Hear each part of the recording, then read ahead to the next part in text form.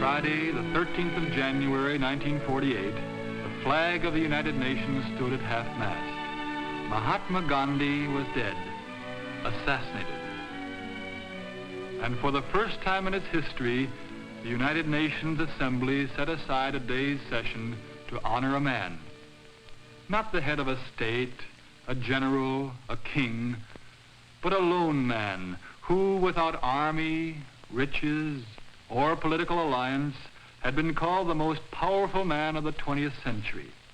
Who was this man that all the world should mourn over him? 5 feet 5 inches tall, wearing a hand-spun cotton loincloth like the poorest of India's untouchables. What then was the power of this man? Mohandas Karamchand Gandhi was born in Porbandar in western India on October 2nd, 1869. His Indian forefathers had long ago discovered infinite sources of power unknown to the scientists of the Western countries. This force is to be found not in chemistry or physics, but in the spiritual nature of men. The Indian people call this power the Atma. A man of unusual spiritual force is called a Mahatma, a great soul. While young Gandhi was a law student in London, England, he began to probe more deeply for an understanding of the nature of life, of truth, of love, of power.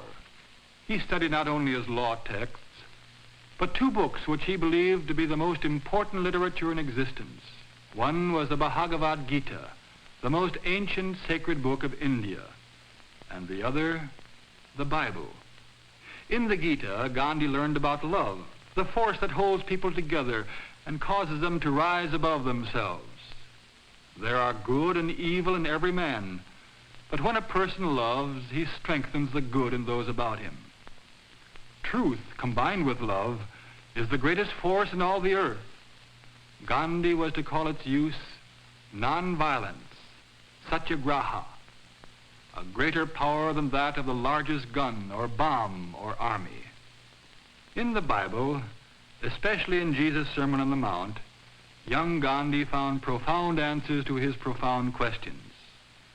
The Gita and the Bible together offered to Gandhi's people the way of freedom and self-realization, and to these beliefs he eventually gave his life.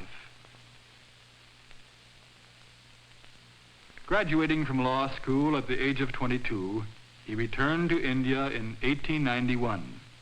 He was sent to South Africa to represent the law firm of Dada Abdullah, and there Gandhi rose to great success and personal wealth. But the appalling social conditions all about him weighed on his mind with increasing heaviness. Neglecting his law practice, he began to teach and demonstrate the power of nonviolence, which he had discovered in the Gita and the Bible. In 1915, this amazing man, now 46, returned to his India. Multitudes of people gathered to hear his message of hope for freedom and dignity. He told them their weapon was non-violent resistance against the political forces that had held them in crushing bondage. On August 1st, 1920, Lokmanya Tilak died, the Indian leader of the Congress Party. He had been a man of fiery militant spirit, but he had recognized Gandhi as his political heir, the mild, slight man of the gentle spirit. The Congress Party, which had been organized in 1885, had become the central force in India's fight for freedom. And with Gandhi as its leader, the Congress Party established goals for a new India. The people of the Untouchables caste must be given equality and dignity. Indians, both wealthy and poor, must discipline themselves to a new morality: no alcohol, no opium. India's 300 million Hindus and 100 million Muslims must cease their bitter and deadly rivalry. There must be equality for women, and the people must establish a productive economy. In 1921, he began the new program simply, with a spinning wheel. India grew hundreds of tons of cotton annually, and yet Indians were unemployed half the year. Instead of sending their raw cotton to English mills, why not make their own cloth? Thus began the khadi, or homespun movement. And the women were being freed. The veils were coming off their faces.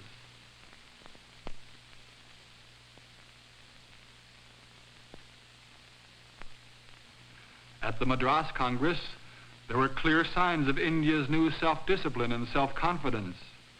Gandhi came, his hands pressed together in the Hindu greeting which means, "My love and reverence to the God in you." When the 1928 Calcutta Congress convened, India was boycotting British goods and refusing to take jobs with the English government, but under no provocation did an Indian harm an Englishman. In 1930, Gandhi told the people about a letter of protest he had written to the British Viceroy, Lord Irwin. In the letter, he had voiced the Indians' bitter complaint about the type of British rule which reduced them to political serfdom. Great Britain has even taken from the Indian the right to make his own salt from his own sea, and yet Britain levies a tax on that salt when the Indian then has to buy it. Let there be a conference to discuss these many wrongs, he pleaded. Otherwise, he must try to point out to the British the evil that they did. He and some of his friends would do this by a non-violent march to the sea at Dundee, where Gandhi himself would break the salt laws. The Viceroy answered through a secretary. No conference. On March 12th of 1930, at 6:30 a.m., a slight man, 61 years old, clothed in a homespun loincloth, moved against the British Empire. With 79 disciples, he started a 200-mile walk to the sea. Others began to join him.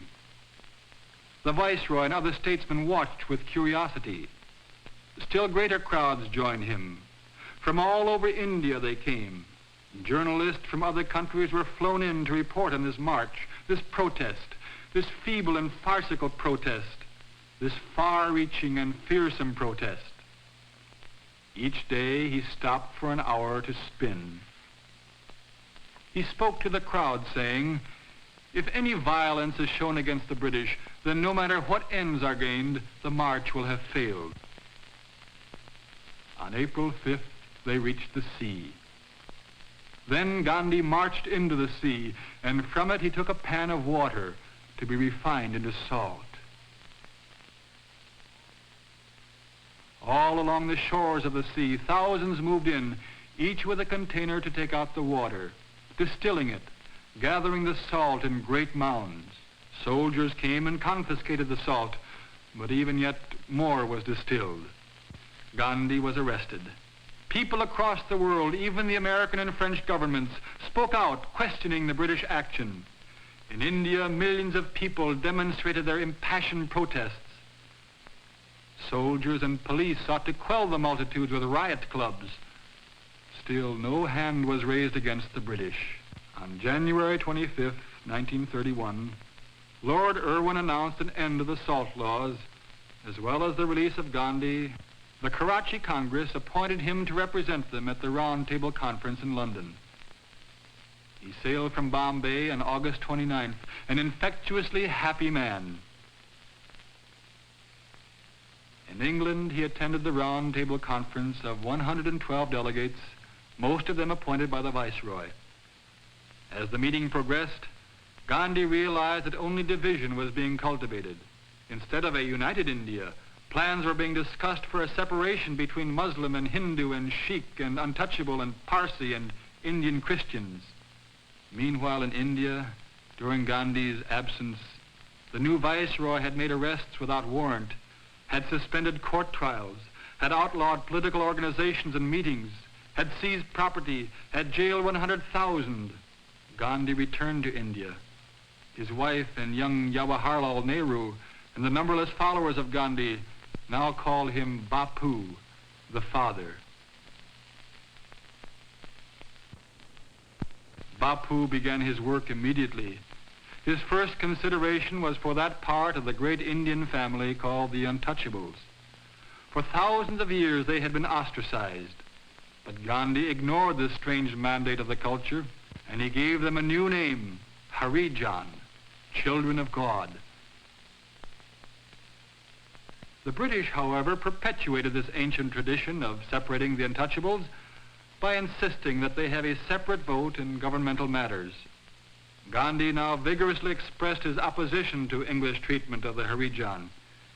And on January 4th, 1932, all India heard that he had been put in jail. Then they heard that Gandhi had gone on a fast. In the face of seething unrest throughout the land, the government took action. The 3,000 years of the untouchable segregation was brought to an end. But Gandhi recognized that official legislation would not be enough. Released from prison in September, he set out to change the heart of tradition-binded India in its attitude toward the Harijan. The Congress Party's program to shape a new India was slowly proceeding. The people were spinning their own cotton. Many of the oppressive British laws had been changed. The women had been given equality.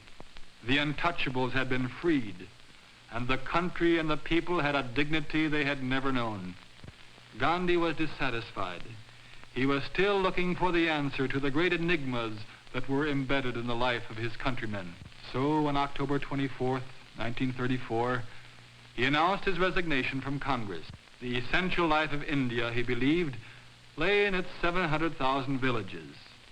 With his wife, Kasturbai, he moved to Severgrad and began life as a simple villager. The world refused to accept his resignation. Congress leaders came to confer with this simple villager. Famous people of many nations and continents came to sit and talk in his one-room adobe hut. The floor was of swept earth, one rug, a spinning wheel, a soapbox for a desk. For a period of 4 years, Gandhi labored to develop communal life in the villages. Then a new unrest began to shadow India. England was threatened with war. What did that mean to India's hope for freedom? In 1938, Gandhi was forced back into politics. Serious differences of opinion began to manifest themselves in the Congress. Chandra Bose, now the Congress leader, was saying to the populace, "Give me blood, and I promise you freedom." Gandhi said, "Nations are violently giving demonstration of savage and futile warfare as a means of settling their differences. Now is the time to demonstrate nonviolence as the better means of seeking agreement and truth." In 1939, when the war exploded over Europe and Asia, there were many who followed Bose. Nonviolence was too idealistic, too difficult, too slow. On March 22nd, 1942, Sir Stafford Cripps met with the Congress leaders and proposed that a new Indian constitution be drawn up after the war. Gandhi called this proposal a post-dated check and left the meeting not to return. He now had but 2 words to say to their English overlords: "Quit India." These words electrified India. They set off an outburst of demonstrations throughout the land. The jails were filled far beyond their capacity. Gandhi and Kasturbai were among the prisoners. And while imprisoned, Gandhi's beloved Kasturbai died, her head in her husband's lap. For 62 years they had been married. Gandhi said of her, "She was more of me than I was of myself." After a dangerously weakening fast, the 75-year-old man was released from prison on May 6th. 75 years. What had been accomplished? Muslim and Hindu were hatefully engaged in outbreaks against each other. Britain still held India in a crushing grip. The world's warring temperament was creeping over Gandhi's people. Still, he went on, working, searching, praying. Then, on historic August 12th, 1946, Jawaharlal Nehru, Gandhi's friend, was commissioned by Sir Archibald Wavell to form the Indian government. While the new premier reviewed the troops at the frontier, Gandhi quietly and patiently traveled among the Muslims and Hindus who were at civil war with each other. But he went to Noakhali, a district 80% Muslim, on a pilgrimage of personal penance because Gandhi believed he shared the guilt for this internal strife. He walked from village to village, living with them, learning from them, trying to teach them to love despite their deep-rooted enmity. His followers, too, went to work in the villages, Hindus, Muslims, Harijans, Christians. And at his meetings for prayer, the Bible, the Quran, the Talmud, the Gita, all were read with reverence. The riots quieted. And on August 15th, 1947, the flag of independence flew over emancipated India. Free India, proud India, jubilant India. Pakistan was declared a separate Muslim state, according to the demands of Jinnah and the Muslim League. While the people celebrated, the British withdrew their military forces. Although there were problems still to be worked out, this was the consummation of Gandhi's dream. India stood before all nations as a symbol that nonviolence can be an invincible force. It can bring about the peaceful solution of international differences. And so independence came to India. And at the center of all, Gandhi, father, Bapu.